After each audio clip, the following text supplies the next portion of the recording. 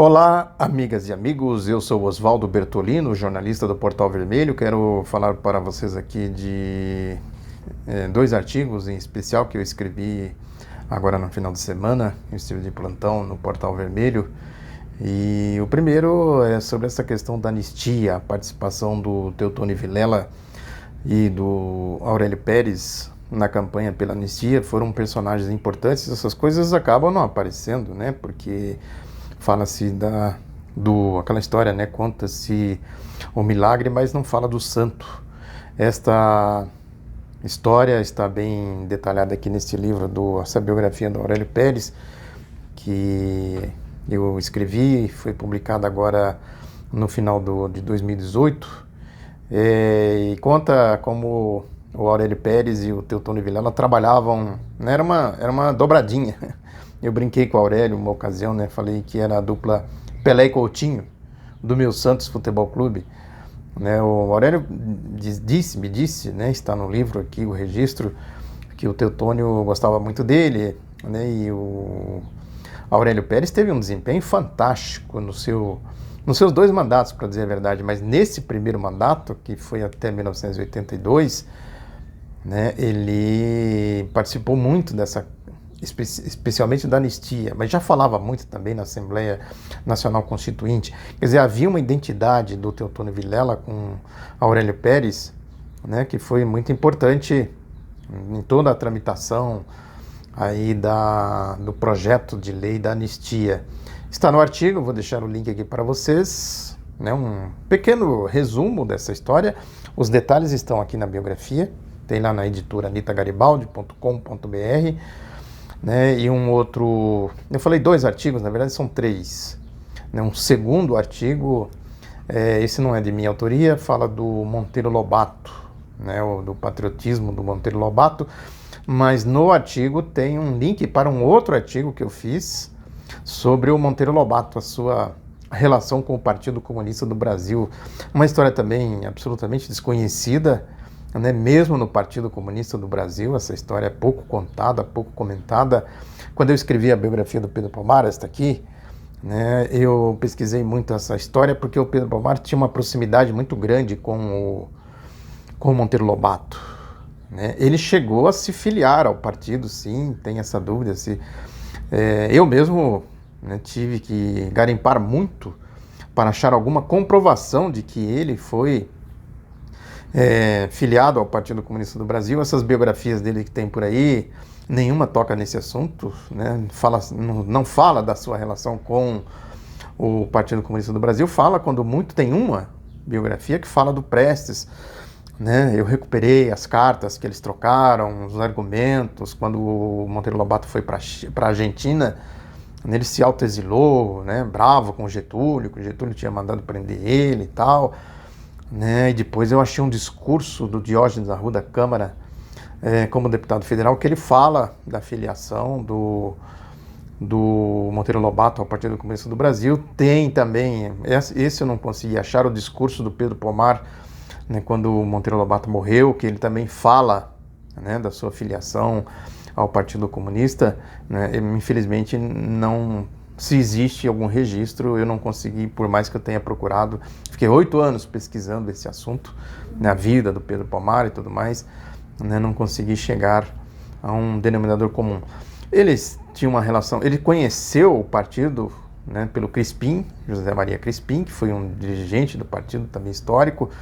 Eles ficaram presos, né, o Crispim, por ser do Partido Comunista, e o Monteiro Lobato, a história do petróleo, né, as cartas que ele escrevia para o Getúlio, né, coisas assim de Monteiro Lobato, né, tem no artigo, né, um pouco disso, e tem mais aqui na biografia do Pedro Pomar, né, as ironias dele e tal, né, uma figura, né, que realmente, né, eu tenho muita admiração pelo Monteiro Lobato e também pelo seu papel, né, como escritor, como patriota, essas coisas todas. Está o artigo, vou deixar aqui o link para vocês. Esse artigo que eu publiquei no domingo e o artigo que eu escrevi, que já tem um bom tempo, foi logo depois da biografia do Pedro Pomar. Como nem tudo cabia na biografia, eu acabei pegando, né, uma parte da história toda para fazer esse artigo. Né? Monteiro Lobato e o Partido Comunista do Brasil. Um outro artigo que eu também publiquei, foi no domingo, que foi os 78 anos do início da Segunda Guerra Mundial, considerado, né, os 78 anos do início da Segunda Guerra Mundial. Essa história é contada a partir da invasão da Polônia pela Alemanha do Hitler, né, em 2 de setembro de 1939, e eu pego exatamente um discurso do Maurício Grabois no dia 21 de agosto de 1945, logo depois do fim da Segunda Guerra Mundial. O Maurício Grabois também está aqui, eu fiz a biografia dele, né, foi um comício, ele chamava de comício monstro, porque é outra história também, muito desconhecida e não contada, que foi a campanha que o Partido Comunista do Brasil fez pela Constituição, pela Constituinte de 46. Quem levantou essa bandeira foi o Partido Comunista do Brasil, que na época tinha a sigla PCB, hoje é o PCdoB. Né, na época, e o Maurício Grabois foi uma espécie de ícone, né? Foi ele que fazia os comícios, que organizava e tal, né? Ele se destacou ali nessa campanha pela Constituinte, né? Pela Assembleia Nacional Constituinte. Verdadeiras massas iam nos comícios do partido, não era o comício do Getúlio, não, porque depois entrou a história do Getúlio, né, o queremismo, essas coisas todas, né, o Pedro Pomar fala, o Grabois fala, o Arruda fala, o Prestes fala, tá tudo aqui, nas duas biografias, do Pomar e do Grabois, né, que eles dizem que houve uma aproximação natural entre as duas correntes, mas nunca houve um entendimento entre as duas para juntar, tanto é que uma fazia um comício num lugar, outra fazia no outro. Não tinha ali, né, não era uma campanha orgânica das duas correntes, getulistas e os comunistas. Os comunistas começaram, depois entraram os getulistas, né, e depois no fim acabou realmente saindo a convocação da Assembleia Nacional Constituinte. Mas a questão, e o Grabois fala nesse discurso, né, fala da guerra, como foi a guerra e tal. Ele diz que a guerra, na verdade, começou quando o Japão invadiu a China, né? Enfim, está no artigo, vou também deixar o link aqui para vocês.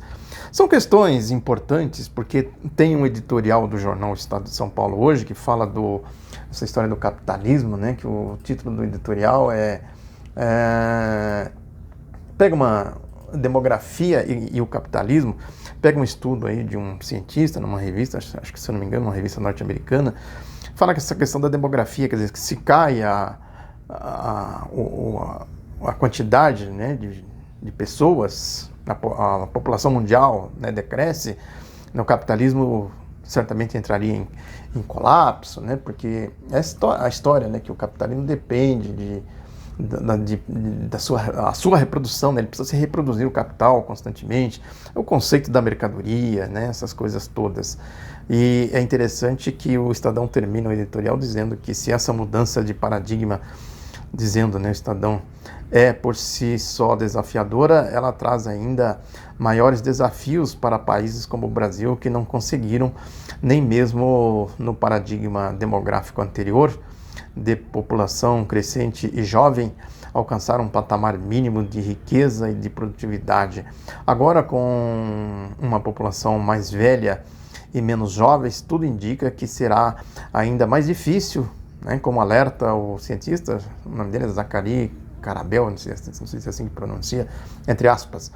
Se não estamos bem, o cientista dizendo, se não estamos bem preparados para um mundo com mais pessoas, estamos totalmente despreparados para um mundo com menos gente. Aí o Estadão arremata, é urgente abrir os olhos para a realidade.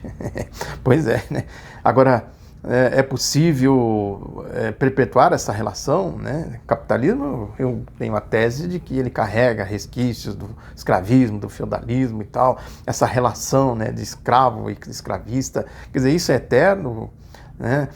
A questão do trabalho, né? A questão da geração de valor, esses conceitos todos, né? Como se produz, quem trabalha, quem se apropria do resultado do trabalho, como é a divisão do trabalho, a divisão né, da renda, essas coisas todas. Quer dizer, nada disso eles consideram. As relações de intercâmbios entre os países, né, os monopólios, um regime agora totalmente regido pela lógica do rentismo, do sistema financeiro, sem passar pela produção. Quer dizer, o capitalismo é isso aí.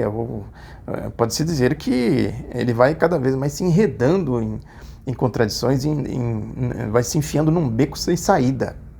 É lógico que ele se recicla, a história mostra aí, né? Não dá para dizer que amanhã ou depois vai acabar, né? Não é essa que é a questão, mas a questão é que o editorial do Estadão aqui dá a ideia de que ele tem que se perpetuar.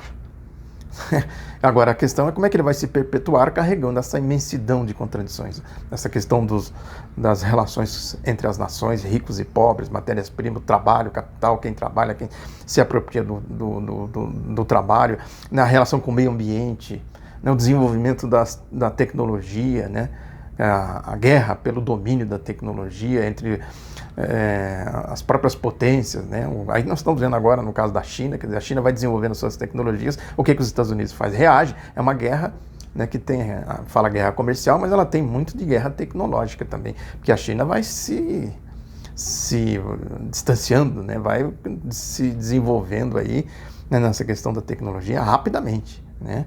E tudo isso precisa ser considerado, né? Não basta simplesmente jogar aqui os dados, como faz aqui o Estadão, como faz esse pesquisador, e da praxe, né, dos analistas aí do capitalismo, simplesmente jogando os dados sem fazer a sua decantação, né, a sua depuração, fazer as equações, né, e para se chegar aos denominadores.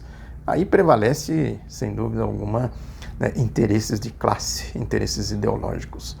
Isso aí. Muito obrigado pela atenção. Volto a qualquer momento comentando um outro assunto.